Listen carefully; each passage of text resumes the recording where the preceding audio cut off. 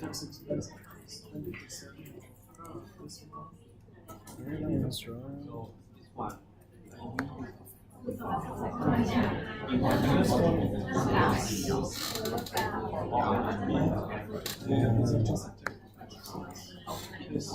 So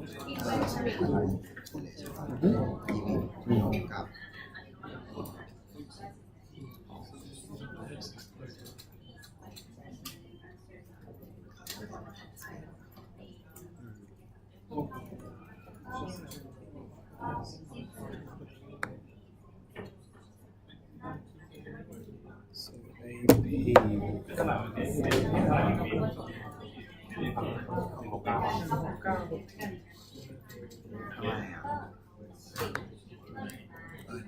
RE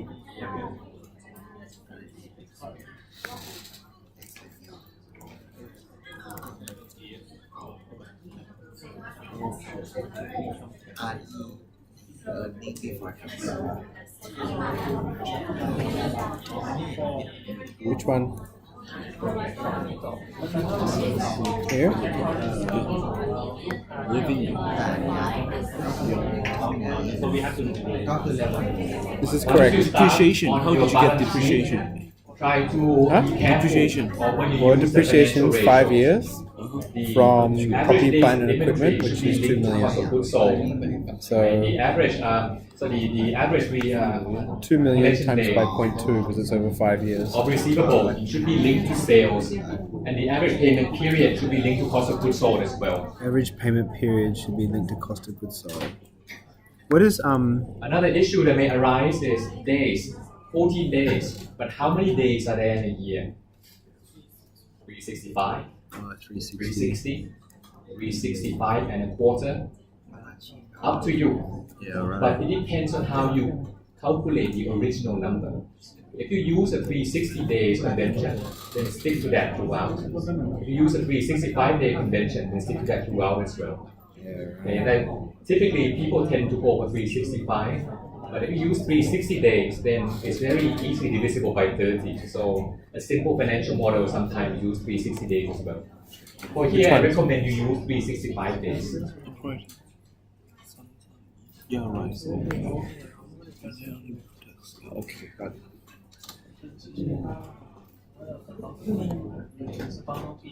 I wonder about accounts payable. Where's that going to come from? Must be from EV. What? COGS.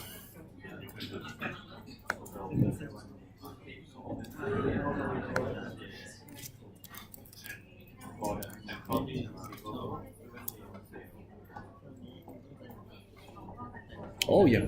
Same. The light. All right, I'm going to fill in the assets side now. Yeah, that'd be good. But this could be wrong. I'm not sure about this one.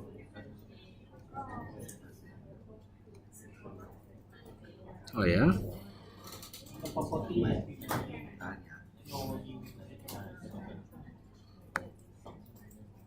Yeah, boys.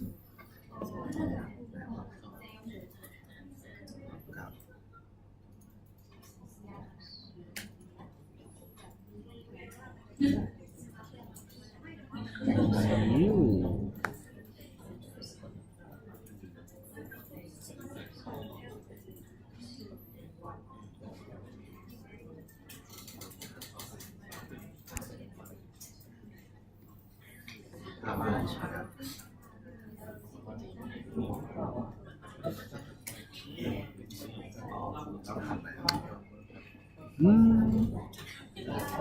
What have I missed out here?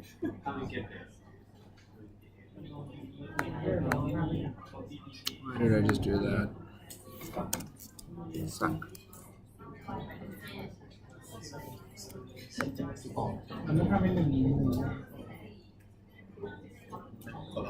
What's your AR? AR is it would be revenue divided by days of the year times by the average sales. But why has that gone down? Oh, far out! I forgot about your old buddy. Depreciation. So the important thing to be aware of is receivables here, 7 days. It's going to be 7 divided by 365, but multiplied by sales. The drivers of uncollected sales revenue is going to be the receivables. Inventories, on the other hand, are recorded at cost. The reason why we link it to cost of goods sold is that sales number include profit. But when we look at inventory, we buy it at cost. So the cost of goods sold number better tracks the cost of which you buy your inventory. Current liability. That's why when we use the 7 days we apply to cost of goods sold instead. 14 days, sorry, not 7 days. 14 days to cost of goods sold. You add them all up, you get the total current assets. Now this line, excess cash and equivalents, I haven't put anything in because this is going to be our jigsaw, the final piece of jigsaw that makes our balance sheet balance. You can rest with this number first, 1.72 million, and then proceed with the liabilities, which is going to follow a very similar calculation as before.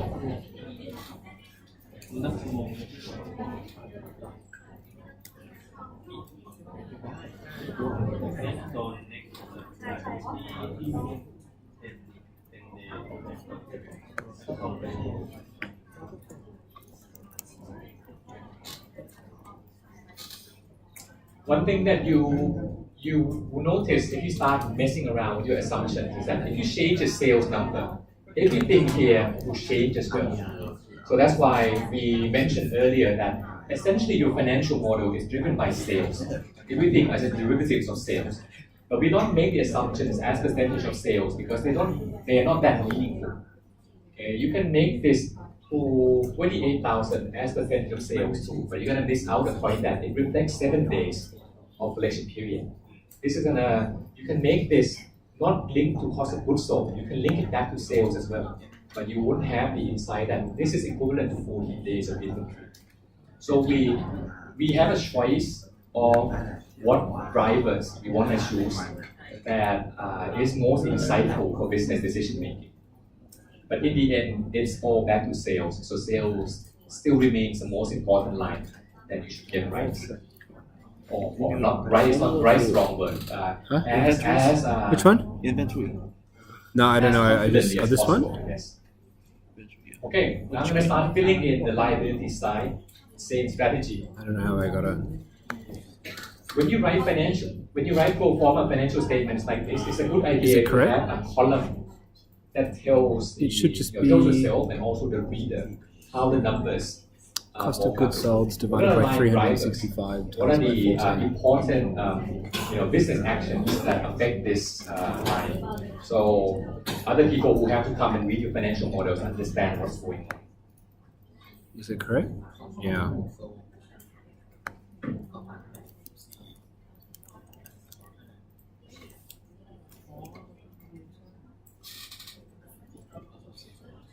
Cost of goods sold, where are you, my friend? Oh, correct.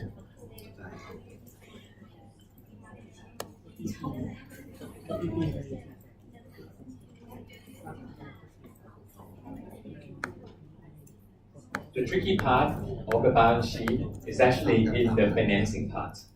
This typically involves us making some judgment as to how to, deal with the capital that we raise. For example, you may decide you're going to pay down the bank loan. So your number here may not be 1 million anymore. You might pay down bank loan to say $500,000. That's going to reflect in your output or calculation over here. For simplicity, I'm going to leave the bank loan unchanged at 1 million. I'm also going to leave the common shareholder equity unchanged at 1.1. Let me outline a little bit what this line means. The shareholder equity of 1.1 million is the original investment capital shareholders made. So the only ways for this line to change is to change to shareholding structure. If the number goes up, it means shareholders put in more money. Could be the old shareholders put in proportionate amount. Could be a new shareholder putting in If that's the case, then the original shareholders will be diluted. Think about a startup company that raised external financing. If I accept other people's money, it means they become part of the company too. So if I used to own 100% of the company, now I don't own 100% anymore because the capital is going to be shared among the original founders and external investors. So when this number goes up, it means new equity has been injected into the company.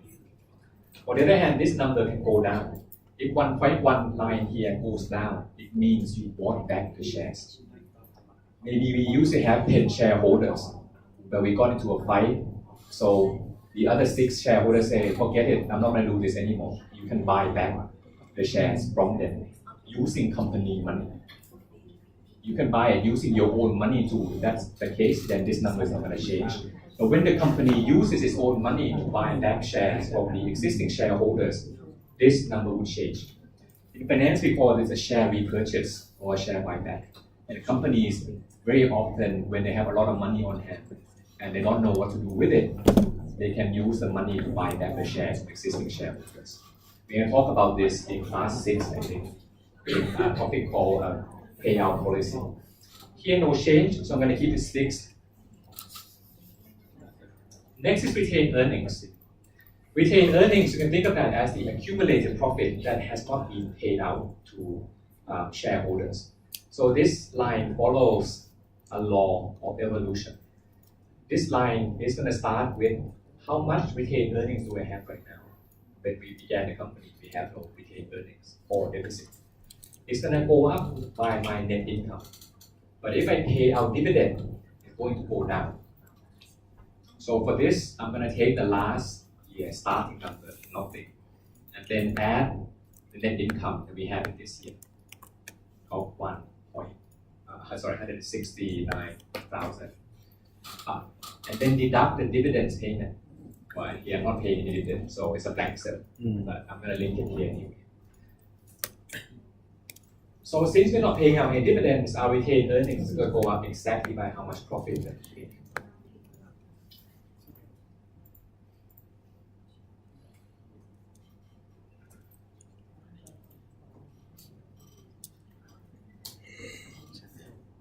And when I add everything up,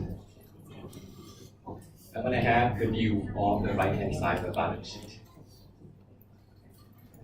Compare this to left-hand side. Absolutely. Numbers Please. for total assets make sure they can- is 1.7 million, but total liabilities and equity is about 2.3 million. Left-hand side, sources of cash, uses of cash. I only need 1.7 million to run this business. Cost in of terms goods of sold cash. divided by But I actually 365 have times 2.3 10. million cash, sources of cash.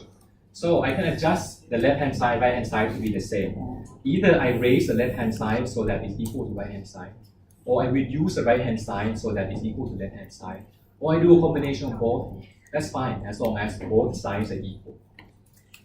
So this is the crucial part of the financial model, because this tells us if you operate this coffee shop, do I need to have more capital injection going forward? And this tells us no. Actually, you can actually take out cash if you want to. Suppose you change numbers.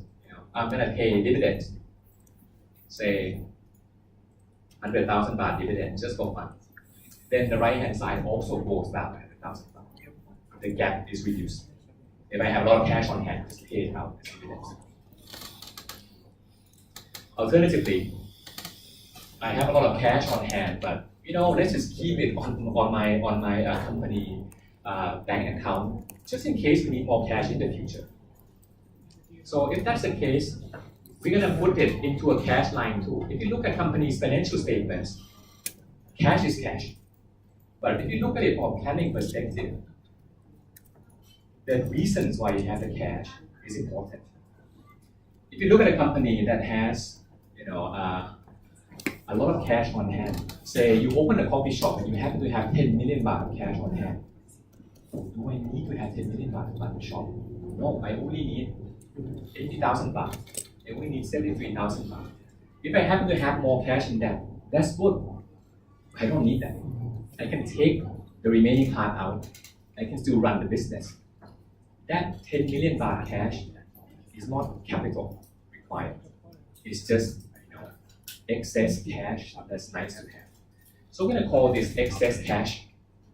Cash that you have, but you really don't need. If you can take this out, the business runs as usual. I only need to have this operating cash on hand.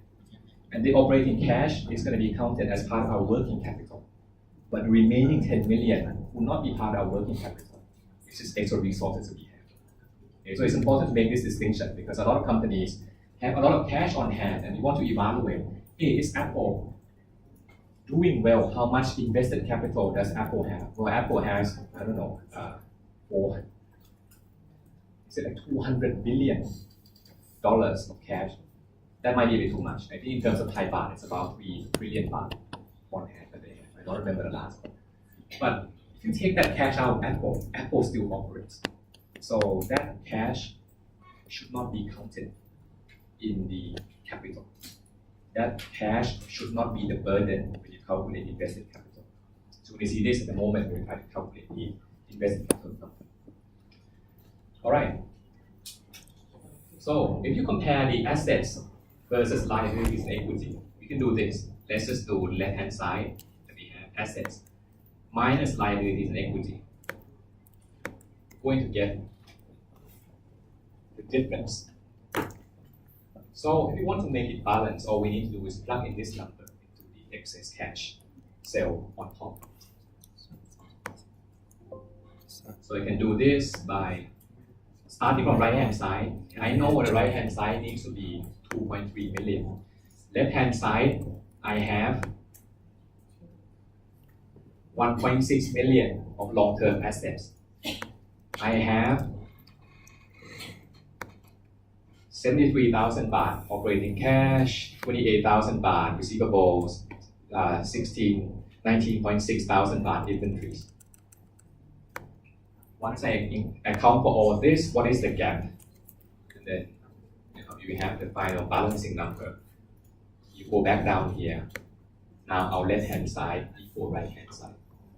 This financial plan, pro forma financial statement, tells us if you follow this plan, you have 574,000 baht in the bank account, which you can take out if you want to, which you can use to pay down your loan if you want to. The reason why I didn't use this money to pay down the loan, because when you pay down the loan, your interest expense is going to go down. Your financial model is going to be a little more complicated. But once you get the idea, once you know the relationship between each cell, you can make any assumption that you like about what to do with this 500,000 baht, which you don't need. You can use it to do whatever you want to, pay down loan, pay out dividends. One small exception. I know I have 500,000 baht. I cannot pay out 500,000 baht in dividends. Because Thai law says that when you pay out dividend, it must be paid out retained earnings only. So the maximum amount that you can pay out as dividend in this case is 169,600 baht. That's it. If you pay out more than that, it's illegal. Interesting. But I have 500,000 baht cash on hand. How do I give out the cash? Well, I can just say I give this out as dividend. The rest I use to buy back shares in original shareholders. They get the money, except I don't call that dividend. So the question is it different from a dividend? That's what we call a payout policy. Company has a lot of cash on hand, a lot of profit. I want to give out, but does it matter if I pay out as dividend or if I use the money to buy back the shares? Or does it even matter if I pay that out at all? If I just keep it, are things going to be different? So that's the question we're going to leave for now, but we'll come back and explore when we talk about the payout policy. When companies have cash on hand, what do we do with that cash? We're going to find that under some circumstances, paying out dividend might be better than doing buybacks, or not doing anything might be okay. Right? But now I should know the mechanics. Okay. So, to answer the last part that I have over here, by the way, you can use this to do a lot of things. Like you can use this to do sensitivity analysis. You can use this to do break-even calculation. But you've seen that, so I'm not gonna spend time on this. I'm gonna spend time to talk about this last point before we stop instead. If as investors, okay, creditors and shareholders combined, in exchange for the 2.1 million baht that you're investing in the business, you decide together that, hey, I think if we get 12% back combined, we're going to be happy with this investment. So, is this investment worth it? We have one number here. This is what we want. We want 12% to this coffee shop. Does the coffee shop give us 12%? If we can calculate ROIC, we can answer this question. So in the last part, let's calculate ROIC together. To calculate ROIC, we need this. Invested capital. I started you off with the beginning invested capital already. So now we need to know when we pass year 0 into year 1, what would our invested capital look like? So our invested capital are going to be our operating current assets, things that we need to run the company. That means the excess cash is not part of it. You have $500,000 cash on hand. Financial accountants call this current assets. But from the perspective of company evaluation, that's not part of our operating current assets. We don't need that to run the business. So we're going to exclude excess cash and only count the operating cash, receivables, and inventory instead.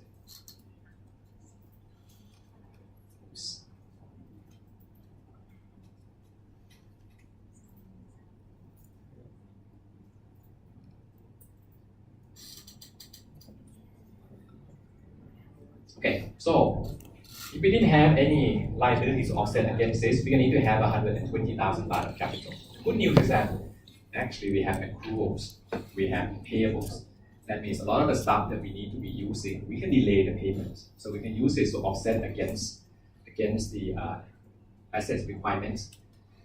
The current liabilities, we have accounts payable and accruals. And the key thing to identify operating current liabilities is that, are these items driven by your business model? Are these a result of some business decisions I took? I have accounts payable because I decided to take credit terms. I have accruals because, I don't know, maybe the billing cycles of electricity doesn't happen to fall in line with the calendar days. If I have other items, like if I borrow from a bank and the bank says, hey, you have to pay back 200,000 baht within this year, financial accounting would dictate the 200,000 baht to be a current liability because it's due within 1 year. But that 200,000 baht is not part of your operating decision. It's part of financing decision. So if that's the case, we would ignore the bank loan. Here we don't have any short-term bank loan, so we just include those two parts. So we have the liabilities. Deduct the assets from the liabilities, and then look at the plant, property, equipment. We spent 2 million baht to set up our shop. It's been depreciated by 400,000 baht. So the remaining book value is 1.6 million. We're going to carry that book value instead.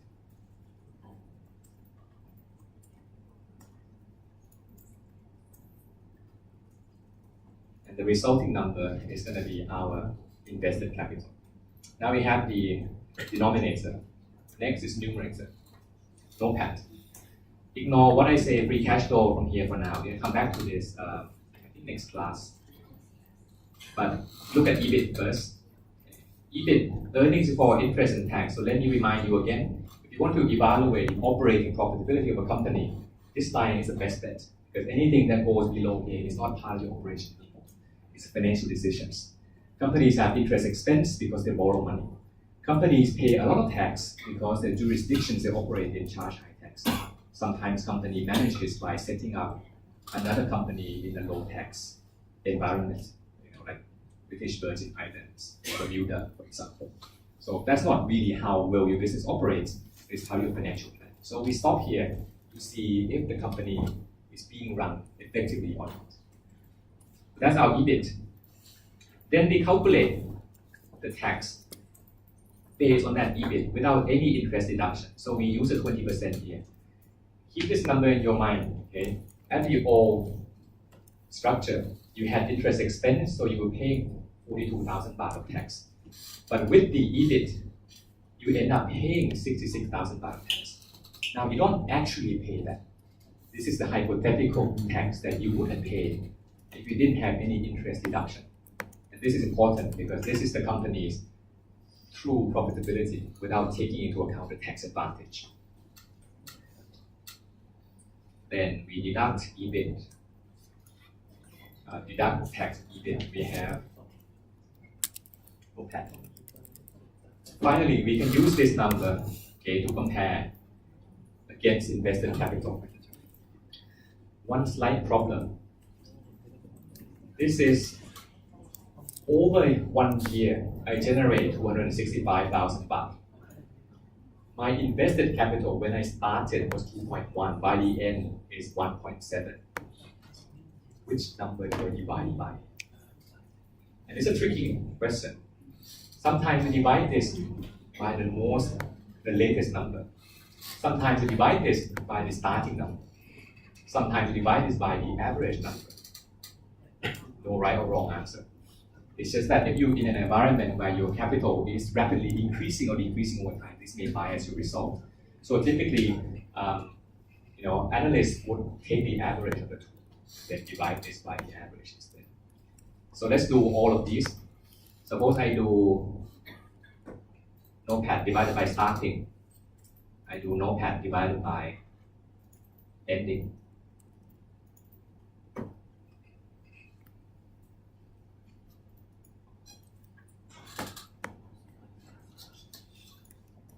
I do NOPAT divided by the average.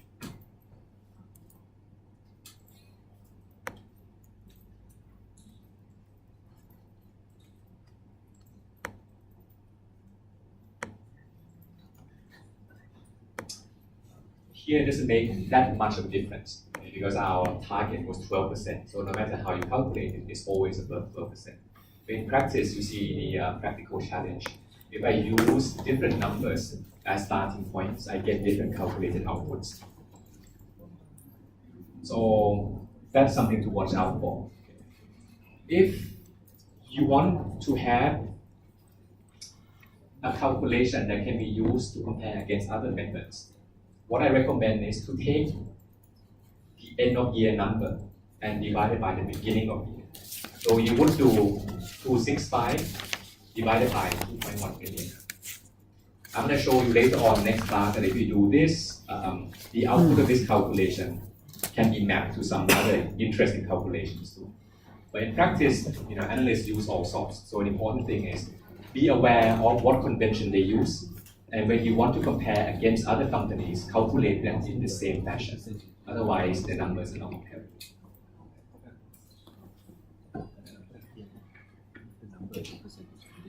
Okay, so I think that's it. So that's the warm-up for today. Warm up. Went a little long. And hopefully this